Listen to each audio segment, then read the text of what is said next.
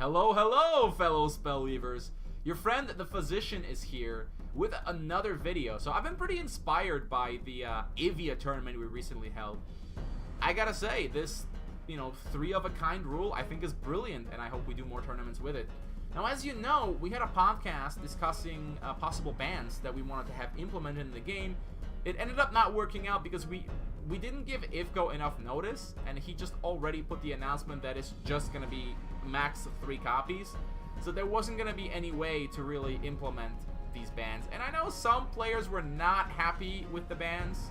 Looking at you, Cruel Tech. Looking at you. Now, I'm not saying that these people were wrong, and so I'm making this video because I want to talk about a number of cards. Many of these, I have about, 22 cards here? 22 cards. Many of these were cards we thought about banning, but only ended up banning 8 of these. And I threw in a couple more. For some of these, I actually have ideas for redesigns. So, when thinking of this ban list, there are essentially 2 schools of thought. One is to hit cards that are just powerful.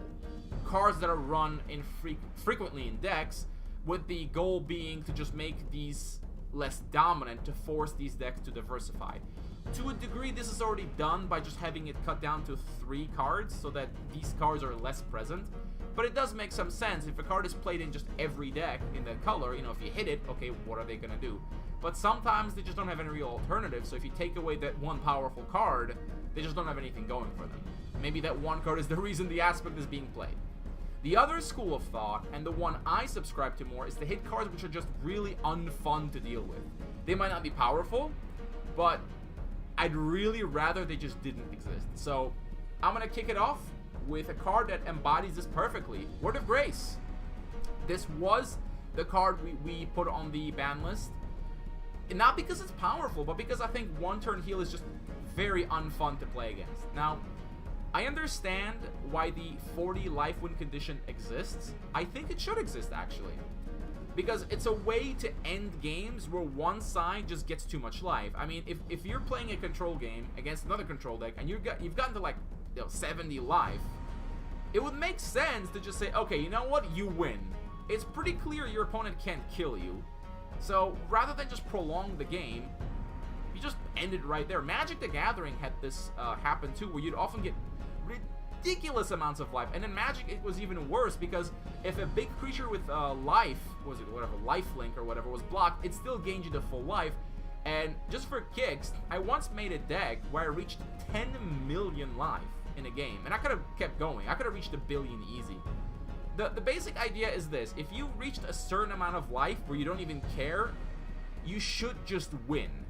The problem I have is that it happens instantly with no way to respond to it. And Word of Grace does nothing but get you to that level. It's been used in one-turn heal forever. The only other deck that really used it is Priests, just to kind of finish it off. They get enough life early on, and then when they get Cataclysm, no problem, just Word of Grace.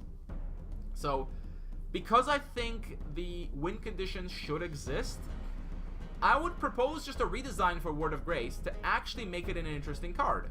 We want to keep the theme of it being good with levels, so I propose summon a spirit token, and it gets, a 0/0 token, and it gets might emblems on it equal to your order level. And then, of course, you draw a card. So if you're 3 levels, it's kind of like a Vanguard, but it draws a card. I mean, if Vanguard drew a card, oh man, it'd be really, really good. Plays at 4 levels, it's a 4/4 that draws you a card. Pretty good. Now, as for whether it should have 2 speed or 3 speed, I'm not entirely sure. I think both are worth experimenting. I think at 3 speed would be the better pick. That would make this a really good card to reward mono order. Because then if you think about it, on 2 levels, it's just a unicorn that, that without any effect that draws a card. Now, a unicorn that draws a card is arguably good. I'll say that. And, if you get to 4 levels, and a 4/4 with 3 speed draw card is insane. At the same time, at 2 speed, I think it's a little weak, maybe. So, but that's the kind of idea I have. So I'm sure you could tweak it around. Maybe if 3 speed is too dangerous, then make it start as a 1/1, and then get the might emblems on top. But then maybe it's too good, because with just 2 levels, it's already a Vanguard that draws a card, which is really, really good. I don't know. I'm sure we can find some middle ground where this will work. As for the other school for banning just powerful cards, we could have hit something like Cavalry Field Captain or Innkeeper. I just don't think these cards are that offensive. I think Order kind of needs them. And I don't necessarily want to ban powerful cards in general, especially if they're the fun kind of powerful. I actually don't have a problem with Innkeeper. Maybe he has a little bit too much flexibility. I would offer one change, and that is the Stupefy should be a play boost, and not just you know, hold it forever. That way you can play it as a 2-drop, or you can play boost it and then Stupefy something immediately instead of just play it for 2 mana and then in the middle of combat you can Stupefy something, because that's a little bit too flexible.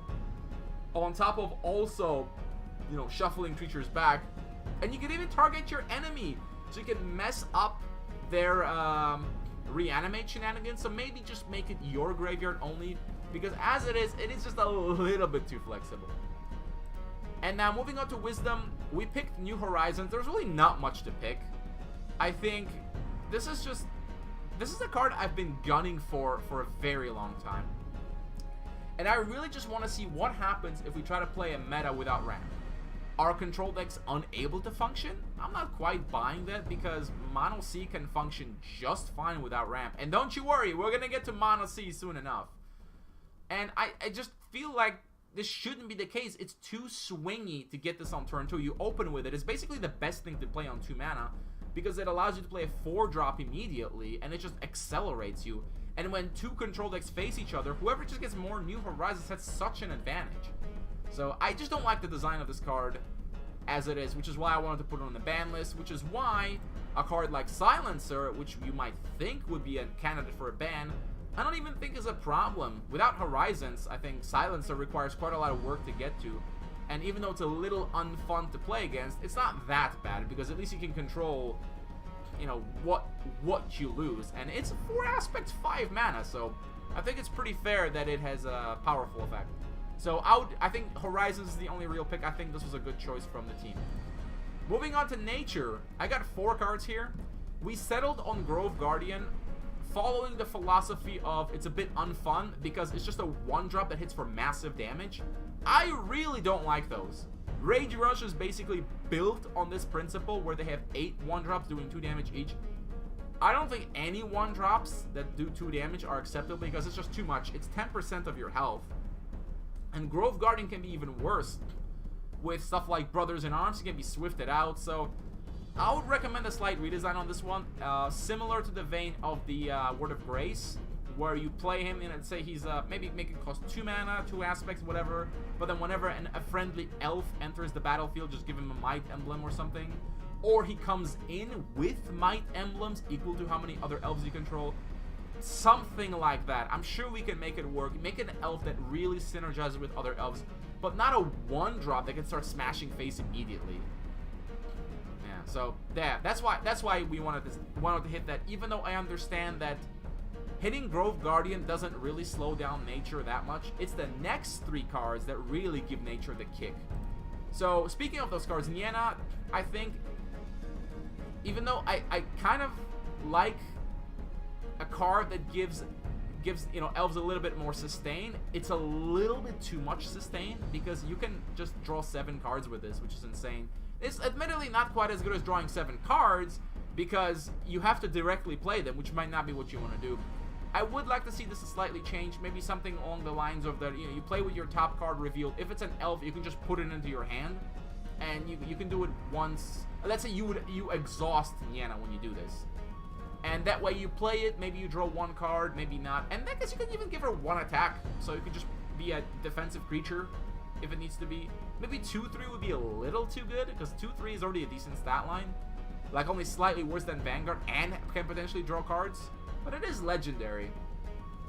I don't know. Again, I'm sure we could come up with the appropriate amount of stats to make the card still playable. Symbol of Growth was also on our list. I don't personally have a problem with it that much, even though it is kind of a Swiss Army knife, because you can destroy spells and artifacts. However, I think this is somewhat fair, because you have to have a creature on the board. And if you don't, you can't use it. So it's not like you can just pop any spell or artifact you want. The buff is admittedly pretty good, you know, but it's like a, you know, 1-time overcharger, and summoning Shooting Sprout, I kind of like the card, which is why I didn't want to hit it. And I feel like it's been the card that's been, you know, that's put nature on the map. Actually, while I'm doing this, there's another card I want to add to the list, which I totally forgot about, but I'm just too lazy to re-record. There you go. Let's just pretend I didn't forget. We'll talk about the Lady Champion in a minute. So Summoner Druid, this one I've actually railed against quite a bit because of the mana swings he can produce. When you play him at first, he costs 0 mana basically, and then the second turn, he literally creates 2 mana for you. So you can do some really disgusting things with him, and I ran a deck like that in the Ivia tournament, and I pulled off some pretty nasty things, like putting out 12 damage worth of creatures, having 12 damage worth of creatures by turn 3, because you just play this guy, then you play the 4/4 Ogre, and then next turn you just play 2 Death Traps or something. It's kind of disgusting, if we're being perfectly honest, and I'm not even sure that this design can work. It's also insane with Niena, where you can get a whole bunch more card draw. It's a little bit less insane with the 3 of a kind rule, but because Call of July can search this out, it wasn't really a problem. I was able to pretty reliably play it in Ivia because I had 3 Calls of July up and 3 of this guy, so it was pretty good. So, I don't know. Maybe something needs to be done about him. He is a bit of a problem. Even though he adds a lot of speed to this kind of mid-rangey Nature Rage or Nature Wisdom deck, it's a pretty dangerous card, especially when you consider cards like Empress of the Forest can just casually throw another energy on him. Or you can even use something like the Arctic Shelter to just reload his energy. Why not, right? So, definitely worth a look. And then, of course, Elvish Champion, the card I completely forgot to put on the list like a dumbass. This card is absolutely redonkulous. I mean, the starting stat line is not even bad, right? It's slightly worse than Vanguard, but not by that much. And if you get either of these effects, oh my god. I mean, a Swift version of this is pretty good. And a 3/4 for 2 mana, you know, Vanguard with 1 more health, insane. And if you get both, oh my lord. It's just absolutely ludicrous. It's one of the best cards, which is why banning this I think would be pretty fair, even though I kind of like it. But at the same time, yeah, it's a tough one. It's surprisingly easy to have both of these conditions fulfilled. So maybe you should not be able to get both. Maybe it's okay if you can only get one or the other. But let's say if both of those are fulfilled, you can get one or the other, but not both, because a 2 mana 3/4 Swift, as we're gonna find out with another card that they made into the ban list, is a bit too good. So that might just be enough, but definitely worth considering a ban. If we're ever gonna do more than one card from nature, then of these 5 cards, I think almost any 2. Honestly, I don't think Symbol or Niena deserve to be banned. I think for power, definitely Champion or Summoner Druid are right up there, and for annoyance, it's Grove Guardian. Moving on to Rage, here we have a pretty clear example of power versus fun, where Fireball is very clearly the powerful card to hit. I mean, it's been, what, every single Rage deck that's ever been made? Pretty much. Hell, this card even saw play at 3 mana. But at 2 mana, yeah, it's ridiculous. Though I don't actually have that much of a problem with it, just because I think it's like, I'm okay with there being really powerful cards. If it was really that big of a problem, you could just make it that it only deals 2 damage to the face or something. But the real problem is this little asshole, which is just a perfect example of a card that does nothing but ruin games. I mean, typical Rage Rush games goes, you open with 2 of these, or, you know, 1 of these and 1 Goblin Warrior. You already have 4 damage on the board. Your opponent plays something, you just kill it, do another 4 damage. Just kill the next trigger, do another 4 damage. And you just win. So this was the card on my list because I just hate cards like this. It's a mindless, aggressive tool that doesn't have much thinking behind it. And while I don't hate aggressive decks, I wish they were a bit more inspired than just Smork. Anyways, and we picked this over Goblin Warrior because Goblin Warrior with only 1 health I feel is a little easier to deal with. And it's a Goblin, which is a relevant tank. This card probably just needs to be redesigned somehow. Definitely, we need to be careful with 1-drops that do too much damage. Moving on to Dominion. So, Spoiled Aristocrat is a card that we did put on the ban list for exactly the same reasons.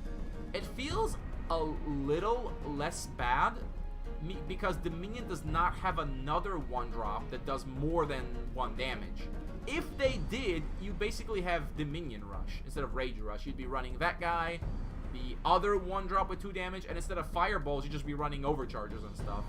And then there's other really cheap creatures for 1 and 0 mana you could throw out there. I really don't want to find out. I mean, even now, as it is, you can almost already do that. Between the Aristocrat, the Mercenary at 2/2 for 1 mana, and the 0 mana 2/1. And of course, the Pony, you have a potentially pretty powerful aggressive deck. So I think a 1-drop with 3 attack is absolutely unacceptable. The drawback is actually somewhat relevant, because if you play this and your opponent plays a creature in response, you can't simultaneously play a creature and remove the enemy creature, thankfully, so there is some limitation, but man, 3/1? I don't think so. I mean, what you could do is something like, you know, it starts out as like a 2/1, but then let's say if you have 2 Dominion levels, then it becomes a 3/3 or something, or 3/2. You know, like he kind of leveled up or he found his armor. I'm sure there's a lot of stuff we could do with this, but mindless 1-drops with that much attack? Ugh, you haven't lived until you faced against a deck that opens with 3 of these little bastards. Let's just say you die very fast unless you have some AoE very quickly. And on the, oh yeah, so Power Surge is a bit of a unique card because it follows the philosophy of let's see what happens without ramp. Power Surge is another form of ramp. It's quite a bit less good than Horizons because it gaining a mana usually gains you a card, so by playing Power Surge you actually do fall behind on a card, but it's still ramp and it's still not that bad to just play it and get ahead. So I wanted to put it on the ban list for the same reason as Horizons. We left Scarab alone because Scarab is a little bit limited in that it becomes useless pretty quickly, whereas Power Surge is always good because later on it still gives you a mana crystal, but it also draws you a card.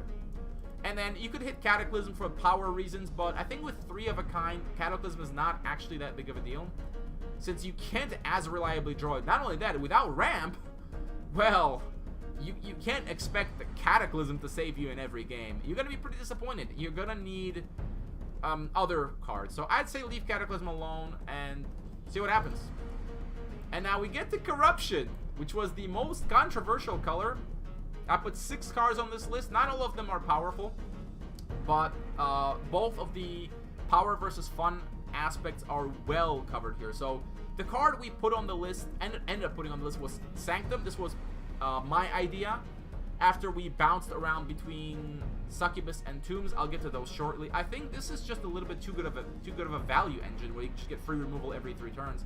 This card is played in literally every Corruption deck ever. If you're running 2 Corruption, you're gonna run this card. Even zombies play this. That's how good it is, because they can use it to remove that last defender, to push that last bit of damage through it, just generate some value. And thanks to this Heartsford and Tombs, zombies can actually go, you know, survive in a control game for a little bit because they got those value engines. So I think Sanctum is just a little bit too strong. I think a bigger offender than Succubus and Tombs, though I recognize that Tombs is kind of up there. So I think it's a pretty good ban. I'd like to see how Corruption goes on without this. Amon, I threw him in here because I think he's just an insane hero. It's really the 6th life. Just gaining 6th life, that's worth something. That's worth a card almost. In addition to transforming into any hero and just being able to do anything. So this is the only hero that's on the list, and it's pretty fair to consider banning this because it's just a little too flexible. Even though I really like him, I think I'd like to see him changed a little bit. Make the effect not gain 6 life, but then bump down the mana cost to just 2. Just to see, you know, is that good enough? Because, you know, if you're not gaining the life, then the hero power doesn't actually do anything. You have to kind of 2 mana do nothing, but your advantage is that you get to adapt to a situation. Because I think if you just take away the life gain and it's 3 mana do nothing, though honestly, that might even be okay. Maybe, if we ever do another round of nerfs. Oh, speaking of it, I'll just throw it out there that for Sanctum, you can just lower the cooldown, or sorry, increase the cooldown to 4, and that should fix the card, making it still good, just not like insanely good. Now, Flash of Delirium is from the other direction. Just as I mentioned with the life gain win condition, I think milling is extremely anticlimactic. Again, because it instantly ends the game without any recourse. So I think, just as with life gain, it shouldn't work that way. I know that's how it works in Magic the Gathering, but honestly, we can do better than Magic, right? These are really outdated ideas. Magic is a very old game, and we can do better. So, for something like this, if we want to keep milling as a mechanic, which I'm okay with, just introduce a fatigue mechanic. It's such a simple but brilliant solution. Several games have done it. Hearthstone has done it, and then Faria and Duelist have also had it. And the way it works is very simple. When your deck is empty, the next time you draw a card, you just take some damage. For a Spellweaver, it could just be as simple as maybe just either 2 damage per turn, or you could do it the Hearthstone way, where it's 1, 2, 3, 4, 5, to make sure that if you are gaining too much life, the fatigue will eventually catch up with you. Because if it's just 2 per turn, for instance, you could technically go on indefinitely if you can actually just gain enough life. So, yeah, maybe. But I think that would be a much better solution. It would make a card like this quite a lot worse, but honestly, cards that do nothing but mill are pretty uninspired. And if you give mill too many cards that mill, there'll just be a deck that is able to mill. And the big problem with milling as in a game is that it's a way to deal damage to your opponent that it can't be really blocked. You know, your opponent plays this and you just can't do anything about it. Most decks don't have any way to unmill themselves, and essentially your opponent is playing a different game than you are. I'm okay with it being in the game as a side mechanic to other cards, because if you mill a control deck, you're kind of taking away their resources, which is fine, but not as an instant win condition. So you make it inflict fatigue. For the 40 life win condition, you can just have it so that if your opponent is over 40, you have, let's say, a turn to get them down. If you don't do it, so basically, if you start your turn with 40 life, you win, instead of just you instantly win. And then Mesmerizing Spirit. Well, I wouldn't actually recommend banning this card by any means. The problem I have is that this card is super duper frustrating. I know not everyone shares my feelings. Some say, oh, I really like this card. What they really mean is, I like discarding my opponent's cards because it makes it easier to play. Well, here's the problem. Because of the law of the loss of aversion, whatever feels good to you to do your opponent feels twice as bad for your opponent to experience. So while you might like the idea of discarding their cards, having your cards discarded is infuriating, and it's especially annoying because of the way Divine Offering works, where, you know, let's say you only have 3 cards, and you have to really think about which of these, because I need a mana for next turn, which of these cards should I keep? So you decide, okay, I'm going to keep these 2. You feel pretty good about this decision. And then your opponent plays 2 Mesmerizing Spirits, and you just lose those cards. And you just want to shoot yourself because your entire thinking just goes out the window. You can't hold any answers because your opponent can just take them away from you. And I don't know. I am a little biased. I absolutely hate this card. And I think Mesmerizing Spirit gets tolerated by me only because it's 1 card. But it's still just an example of a card that's just throw into your deck, play it, take a card from the enemy. So I just want to ban discarding as a mechanic. I just think it's super duper annoying. And it doesn't produce anything interesting. And it only gets more and more infuriating the fewer cards you have. And the more discard you pile onto your opponent, oh my god. Anyways, enough of that. Okay, so Tombs was one of the other big cards we considered.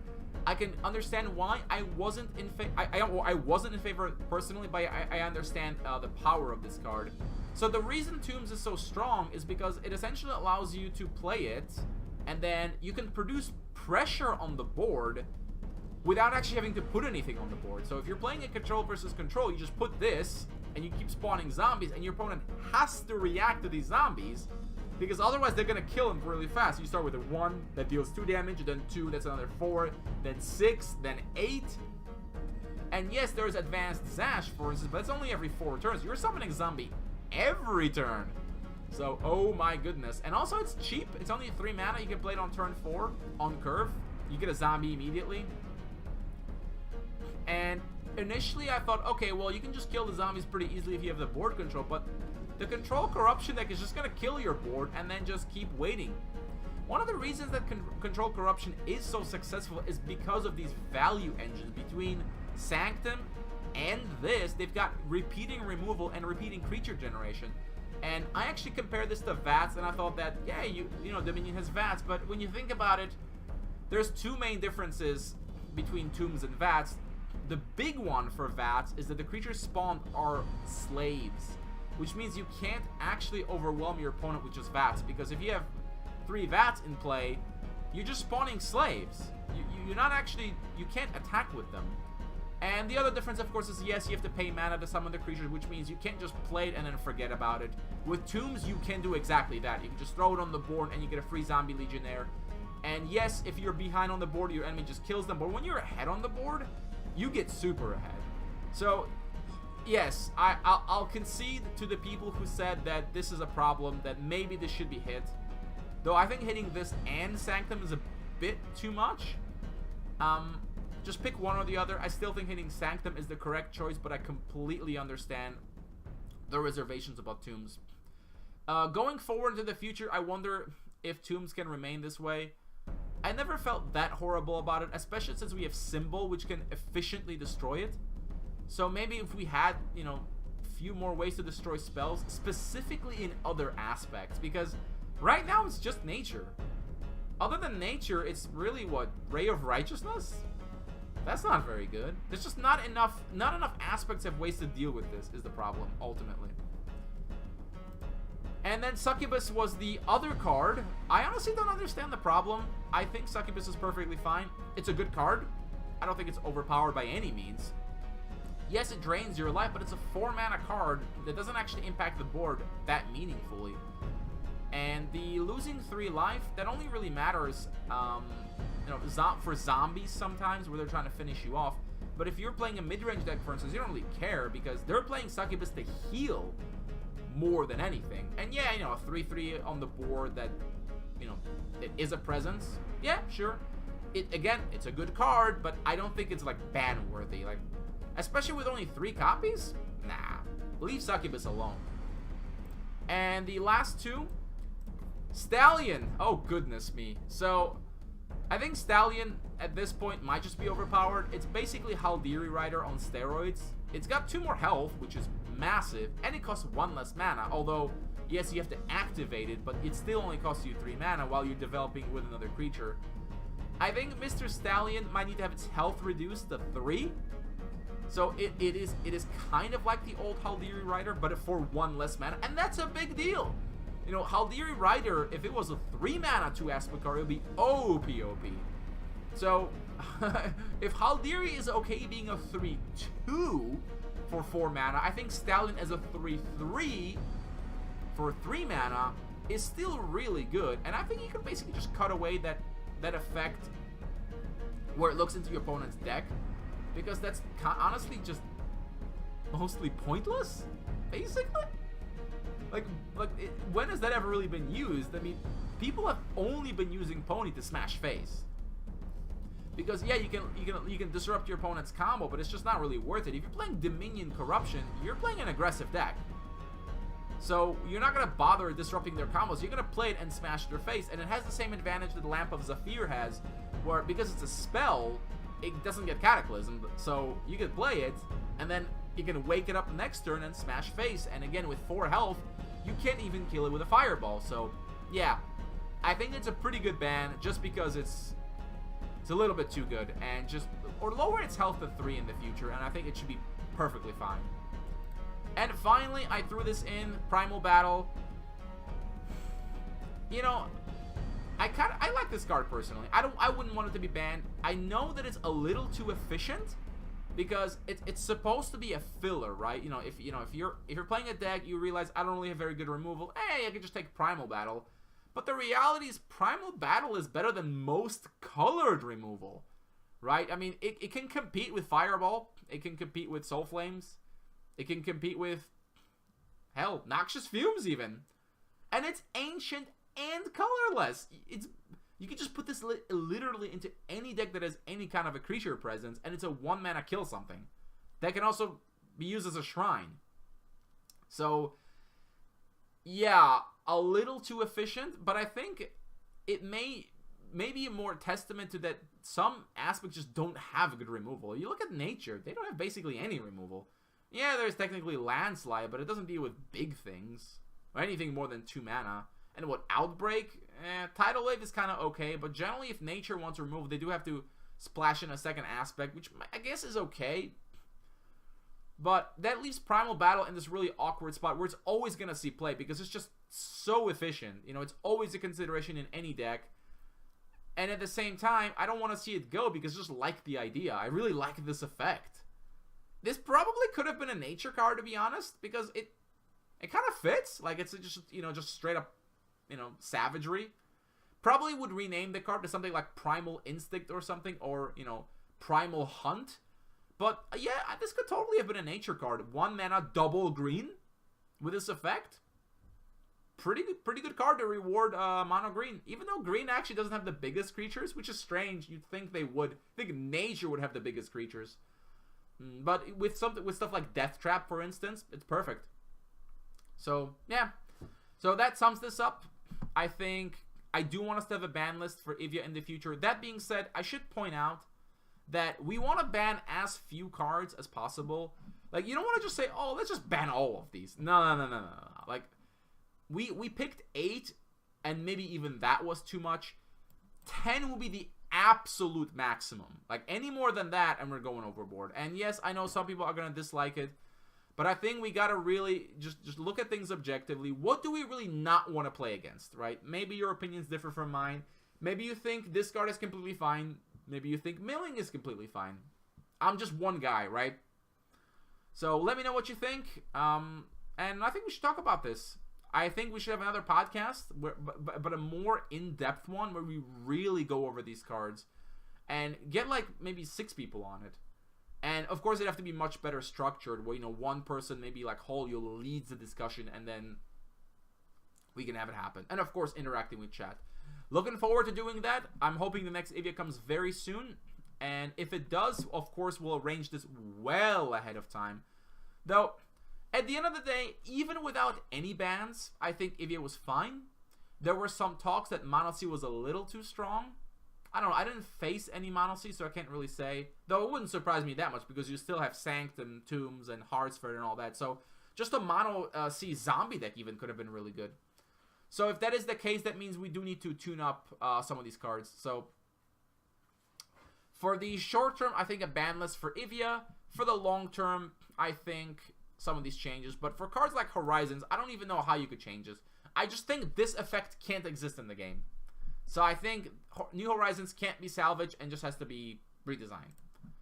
Anyways, thank you for watching. This took longer than I expected, but it was really fun to talk. So I'll catch you next time.